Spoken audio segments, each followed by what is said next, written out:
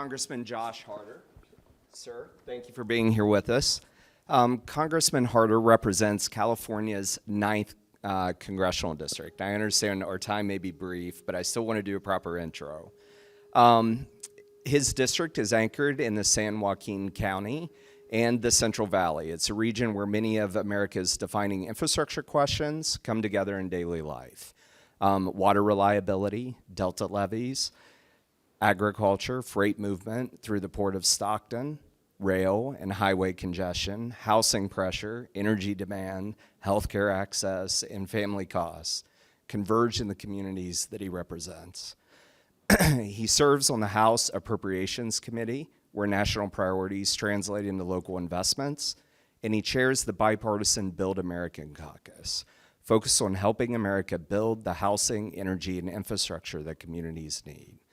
That combination gives him a practical view of infrastructure, how we build, deliver, lower costs, strengthen communities, and leave something better for the generations to come. Congressman, thank you for joining us. I want to start with your district. It sits at the intersection of water, agriculture, freight, housing, all of these things. When you talk to families in your districts, where do they feel infrastructure's impact most directly? Well, thank you so much for having me. I'm excited to be here. The reality is they feel it everywhere. We are one of the fastest growing pockets anywhere in California because folks just can't really afford to live anywhere else. If you've been to the Bay Area and seen a home selling for $5 million in cash, those are not my voters. For the folks that can't buy that house for $5 million in cash are moving a couple hours away, and then they're commuting 2 or 4 hours a day back and forth, leaving before their kids are awake and getting back after their kids are asleep.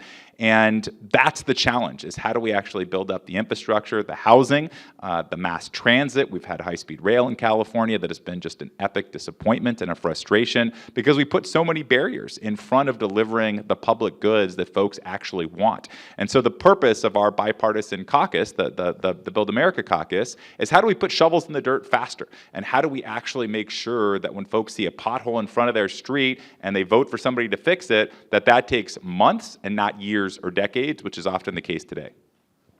That's I want to pull the thread on one of the things you said there. The way that you opened in talking about the need to move away, the affordability of housing. Affordability has become one of the dominant issues of our politics because people feel squeezed. It comes across in daily life: housing, energy, food, transportation, healthcare, insurance, time. The more I work on infrastructure, the more I see those pressures connected by the systems that support them. And those systems are efficient, if they're secure, if they're resilient, and built for the demand we're placing on them. Families feel lower cost, greater stability, and more confidence in the future. If those systems fall behind, families feel that too. So how do you see the connection between infrastructure and affordability? The only long-term solution for our cost of living crisis is to build more. There's a lot of great short-term ideas that you'll hear folks talk about, rate caps and on energy and rental caps on the housing market, but ultimately that's only going to help a privileged few and not everybody unless we can address the supply side restrictions that have held us back. We're about 10 million homes short of where we need to be across the United States right now. That's the source of all of our cost of living crisis on our homes. That's why the average home buyer in America today is 59 years old. 59. An entire generation of Americans have been priced out of buying their own home. They're living on their parents' sofa because they can't actually live on their own because we haven't built enough, especially over the last 2 decades since the financial crisis. And the same is true for energy and on infrastructure, right? We need to build the bridges and the mass transit systems that our ancestors did decades ago. But we've put so much red tape in front of this process that we've made that impossible. We haven't built a new water project in California in 50 years, and we're paying the price for that every single time we have a drought. The same is true on energy, especially given the demand growth we've seen with data centers. And so our goal is to make sure that even as there's short-term fixes that local leaders are putting in place that are discussed in Congress, that we are addressing the root cause of why we are in this crisis, which is that we have not built enough of any of the infrastructure that Americans need and demand. That's I'm going to pull the thread as the chair of the Build America Caucus. You think a lot about how America needs to build faster. One of the key issues in that is permitting reform. Many in this room are on the security side. There's a lot of equities there to balance. I've heard it said many times that we need to create an environment where everybody has an opinion, but nobody has a veto. How do we get to that point where we can build faster but do it securely, that we're building systems responsibly so that what we leave behind to future generations is something that they can raise their families on? If you love the status quo, then we don't need permit reform. But if you're frustrated at what's happened and the rise in prices, then we need to do something to fix it. And I don't think we have to make clear losers in this. I think we can actually create a lot of win-wins by consolidating some of the decision-making process, making sure that this isn't litigated both in courts and just through the administrative process time and time again, and that we just get to basic decisions faster. And this has a real cost, both a cost economically and then a cost in the political support and the cynicism that Americans feel when they don't actually feel the benefits. The city of Pasadena was trying to put cables underground, all their electricity wires underground for wildfire risk. Makes a lot of sense, absolutely needed to do it. They told their residents that it wasn't going to take them 5 years or even 50 years to do this one project. They told their voters that it was going to take them 500 years at the pace they're doing it right now. 500 years just for one project in one city in America. Think about the frustration that you have as a resident when a common sense project can take that long. So we need to make sure that we are fixing our processes to deliver the results that folks actually want. That's incredibly insightful, and I want to pivot for a minute to talk a little bit about infrastructure and how it reflects what we value. It shows up in how we build, who pays for it, who maintains it, who benefits, and whether it improves people's lives. We're both dads of young children, and that changes how we think about time, responsibility, and the country we're building. When your daughters and my children are grown, what do you hope they can say about the country we chose to build? I hope they see the impacts. When I look at something like the Hoover Dam, or even just the BART system across California, I am thankful for the generations that have made those investments and delivered those results. What is my generation going to leave behind? Right now, not a lot. And I think one of the challenges is we have lost our basic ambition and optimism across our country that we can build a better future. We used to have two parties that were all about growth and opportunity in the United States. Right now, oftentimes I think we have none. We just have nobody that is really focused on what growth actually looks like, and we have dealt with a lot of issues because in a scarce world where people are scared and they feel like that pie is shrinking, people are fighting and clawing for those results and for those rewards even fiercer. And so what I have 2 young daughters, 4 and 2. It's not a lot of sleep in my household most days, but what I hope that they're able to say is that they can see the impacts of the decisions that we've made in the public projects that we've been able to build, the housing, the energy, the infrastructure that's going to be able to make their lives better, and that starts with believing that it's possible. That impact, if we get this right, if we do this right now, if our generation gets this right, in the Central Valley, what does that look like in 5, 10, 20 years? Hopefully not 500 years, but just projecting out those time frames, how will that impact affect the Central Valley? I think we have really, we really underrate how important these bottlenecks are to American growth. I think about when Boris Yeltsin came to the United States at the height of the Cold War, walked into an American supermarket, and famously was amazed. His mind was actually blown at all of the possibilities that were at the fingertips of American consumers.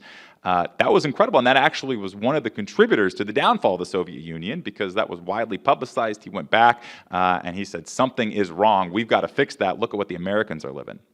Now, unfortunately, I think if you were an American policymaker and you go to China, that's kind of what China feels like. If you go to the Shanghai Auto Show and you see the innovation that's going on there, the electrification of the economy, we should feel a lot of pressure to innovate much faster, to build in order to compete and in order to win. And so I think, what does the Central Valley look like in a world where we fix these problems? I think it looks like we have enough homes for young people to live on their own.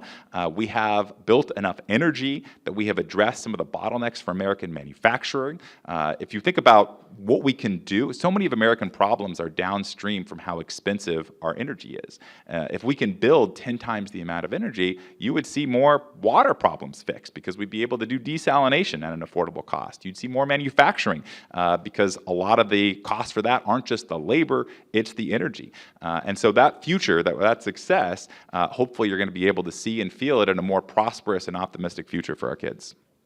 That's, I really appreciate the optimism in that vision. And that's something that I talked about in my opening remarks this morning, is that building gives you that positive vision. It gives you something to do together. But the moment we find ourselves, and I define it as the sort of tension between breakdown and build.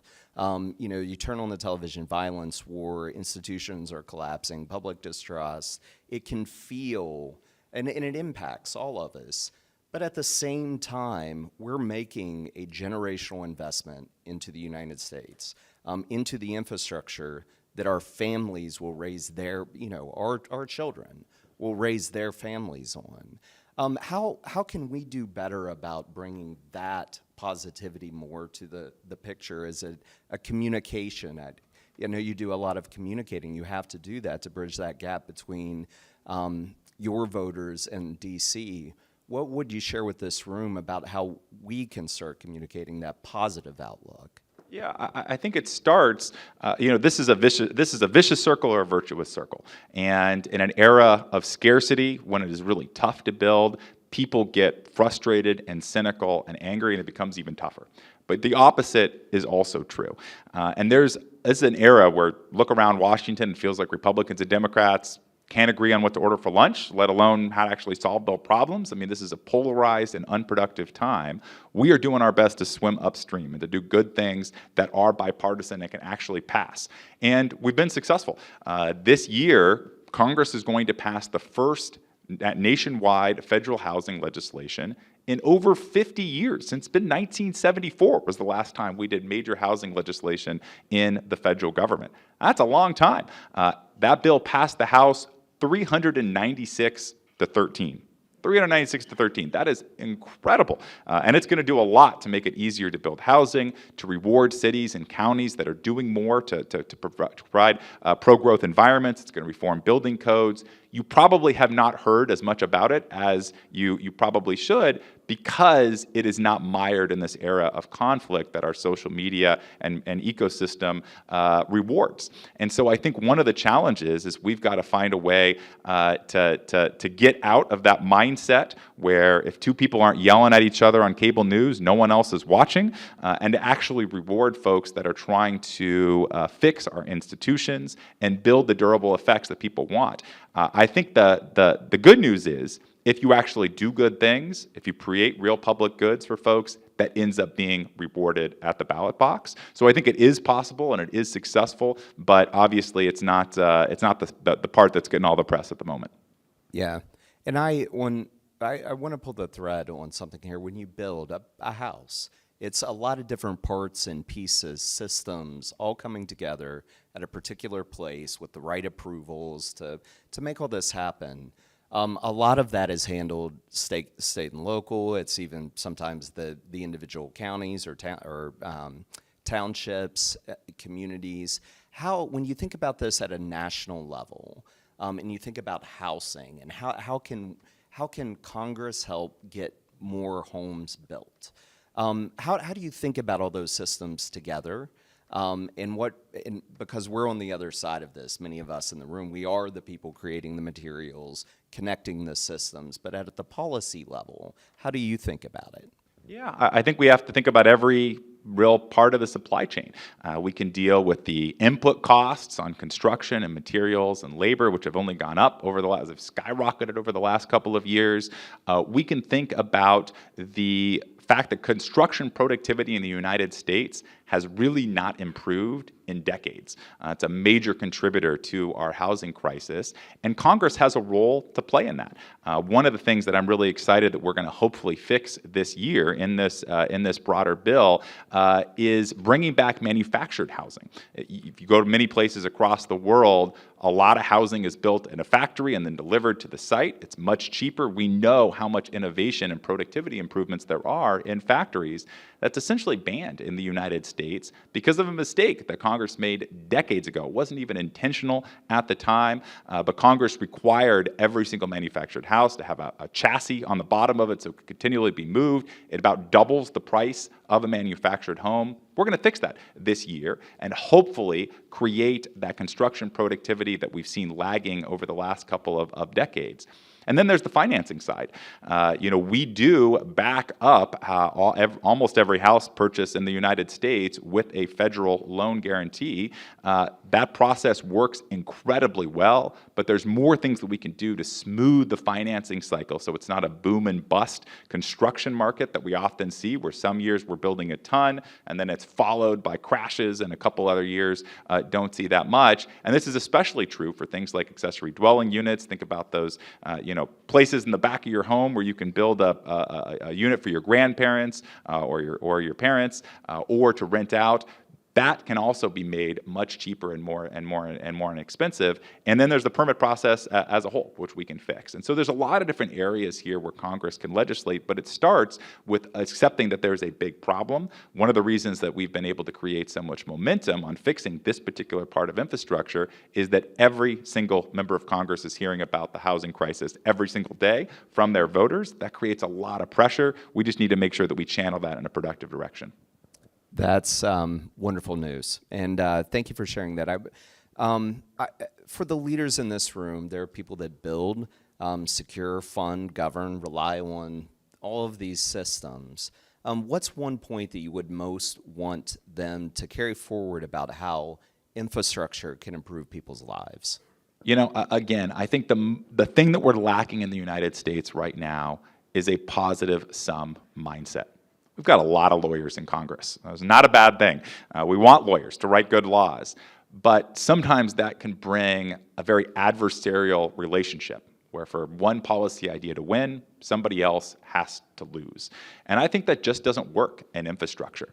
If you're going to build, you have to benefit the community where you're building. You have to make sure that the folks that are building it see a return on their investment in the long term. And that lack of a positive sum mindset that I think has really been a huge gap over the last couple of decades, that lack of a growth and opportunity thinking is one of the major contributors of where we are. And that's why folks feel so frustrated by the state of our politics, because they're not actually seeing those benefits. And so I think what's one thing that the business community does a really great job for any business to be profitable and successful, your customers have to be benefiting, and your employees and the company have to be benefiting as well. That's the basic mentality behind any successful market. We can use a little bit of that thinking in Congress right now at the moment. Yeah. If I know that you were on a tight timeline. In one thing I think about in this context, and it's hard, I think, oftentimes not to do this. Grand strategy. China is our pacing threat. China has an infrastructure strategy to compete with the United States in the world. The Belt and Road Initiative. They're building around the globe. They're also building internal to their society. There was an interesting book that just came out, Breakneck, which is comparing their society, an engineering society, to our lawyer society, and like how I'm recovering attorney, so some truth in lending here, but I would say lawyers are very good at sometimes preventing things, making sure this doesn't work, or everything for whatever permit, the box wasn't checked.